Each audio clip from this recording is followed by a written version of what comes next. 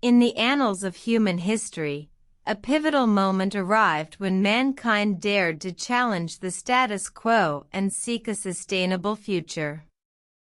This tale unfolds in the mid-19th century, an era marked by the Industrial Revolution's insatiable appetite for energy. The stage was set in Scotland, where a visionary named James Blyth constructed a rudimentary windmill to harness the power of the wind. His device, though small and inefficient, marked the birth of wind energy. Blyth's windmill spun turbines that generated electricity, powering a single light bulb.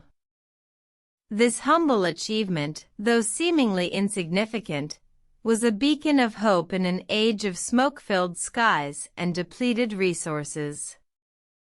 Meanwhile, across the Atlantic, a similar revolution was brewing. Thomas Edison, the prolific inventor, embarked on an ambitious project to develop a practical photovoltaic cell. His quest led him to experiment with selenium, a semiconductor, in an attempt to convert sunlight into electricity. While Edison's efforts yielded limited success, his work laid the foundation for the future of solar energy. It was a testament to humanity's relentless pursuit of a cleaner, greener energy source. Fast forward to the 20th century, and the stage was set for a quantum leap in renewable energy innovation. In the 1970s, the oil crisis triggered a global surge in research and development. Governments and scientists worldwide began to prioritize renewable energy as a means to energy independence. One such pioneer was a Danish engineer named Henrik Fisker.